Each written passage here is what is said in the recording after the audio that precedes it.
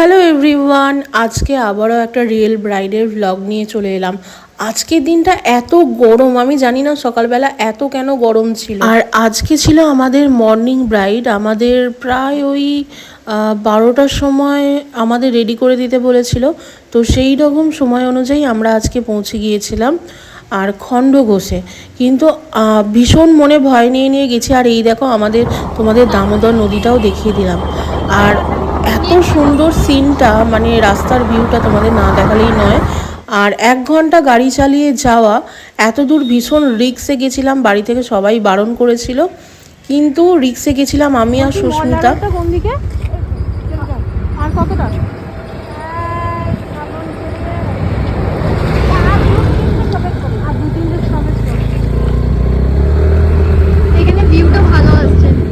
রাস্তায় যেতে যেতে আকাশ ভাঙা মেঘ দেখে না আমার ভীষণ ভয় হচ্ছিল যে আসবো কি করে, বা যাওয়ার সময় যদি ঝমঝম করে বৃষ্টি নেমে যায়, অন টাইমে তো ঢুকতে তো পারবোই না, আর ফেরার সময়ও চাপ হয়ে যাবে।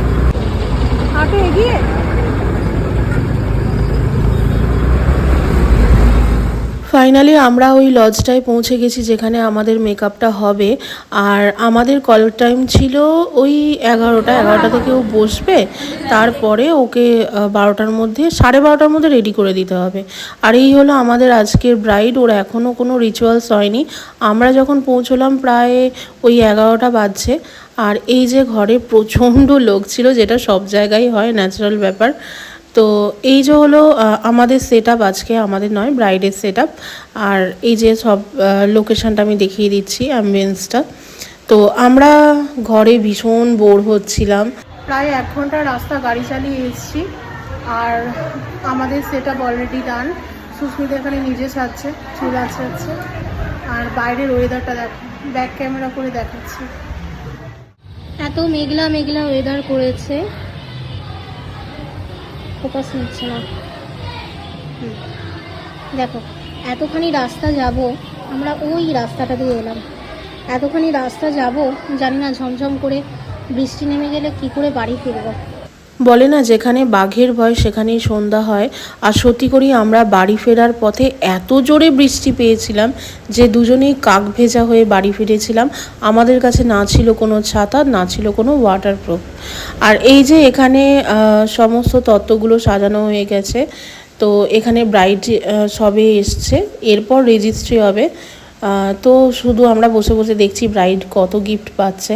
মেকআপ আর্টিস্টদের কাজটা তোমরা অনেকেই খুব সহজ মনে করো, এটা যে এর পিছনে যে কতটা কষ্ট লুকিয়ে আছে সেটা হয়তো অনেকে বোঝে না। মেকআপ আর্টিস্ট মানে এরা বসে বসে টাকা ইনকাম করে, অনেকে অনেক কিছু ভাবো, কিন্তু কতটা যে স্ট্রাগল করতে হয় তার কোনো আইডিয়া নেই। তো যাই হোক, এখানে দেখো শাড়ির কালারটা ভীষণ সুন্দর। আর আমি এখানে সুস্মিতার পাশে ওকে ভিডিওটা নিয়ে নিয়েছিলাম যে একজন তাল গাছ আর একজন চারা গাছ।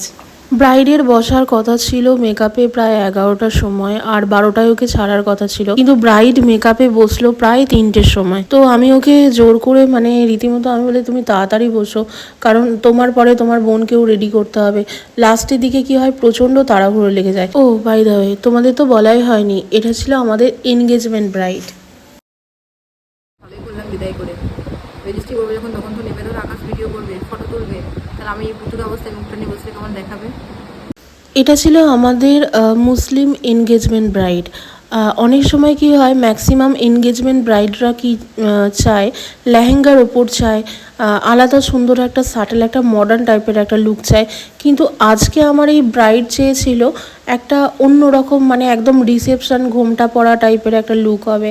আর ওর যেহেতু শ্বশুরবাড়ির তরফ থেকে সবাই আসবে, তো ওই জন্য ও ঘোমটা জিনিসটা চেয়েছিল।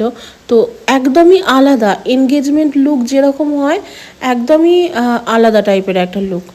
ঠিক আছে, তো ব্রাইডের চয়েস ছিল আমাদের এই রকম, কিন্তু আমি তবু ওকে সুন্দর করে সাজিয়ে দিয়েছি ওর পছন্দ অনুযায়ী।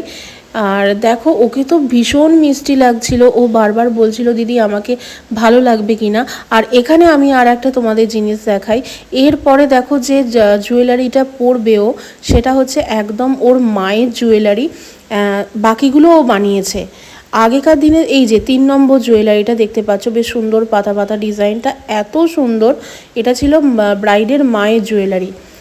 আর এত সুন্দর লাগছিল। ও নতুন নতুন কালেকশানগুলো যতগুলো তুলেছে দেখো, এই যে লম্বা হারটা পড়ছে তার ওপরের হারটা ঠিক এত সুন্দর ডিজাইনটা যে বলার কথা নয়। আমার ইচ্ছা ছিল ওকে এটা সেকেন্ডে দেয়া, আর তো কিছু পরার মানে না পরলেও চলে যেত।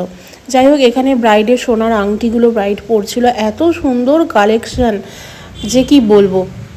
আংটি প্রায় 9-10খানাও নিয়েছিল। আমি বললাম এত আংটি পরে কি করবে, 3-4টে পরো 2 আঙুলে। আর এই যে ব্রাইডের রেজিস্ট্রি চলছে, আর আমাদের তখন অবস্থা মানে কি বলবো, এখন তো প্রায় মনে হয় 4:30 প্রায় বাজতে চললো। সকাল থেকে কিচ্ছু খাইনি বলা ভুল হবে। এই যে ব্রাইডের ফাইনাল লুক আমাদের ওরা খেতে বলেছিল, কিন্তু আমরা খেতে পারিনি যতক্ষণ না কাজ কমপ্লিট হচ্ছে।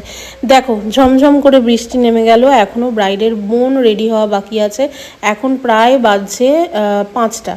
ওর বোন আমাদের কাছে একদম সিম্পল একটা লুক চেয়েছিল, একদম হালকা ফাউন্ডেশন দিয়ে শুধু বেস মেকআপটা করবে, সেরকমই আমরা করে দিয়েছিলাম। বাড়ির সবাই স্যাটিসফাইড হয়েছিল, ধরে ধরে নাম করেছিল, প্লাস কন্ট্যাক্ট নাম্বারও চেয়েছিল যে তুমি কোথা থেকে আসছো। যাই হোক, এরপর আমাদের বাড়ি ফেরার পালা। ব্রাইড রীতিমতো জোর করে যে তুমি যদি না খেয়ে যাও আমি ভীষণ রাগ করব। আর আমাদেরও পেয়ে গেছিলো ভীষণ খিদে, সেই সুযোগটাই আমরা নিয়ে নিয়েছিলাম। খিদে পেয়েছে সত্যি। তুই খেয়েছিলি কখন? আজকে ব্রাইড কিন্তু ভীষণ স্যাটিসফাইড হয়েছে, জানি সুন্দর লাগছে চল রিসেপশন ব্রাইট লাগছে বলো না চল টাটা টাটা।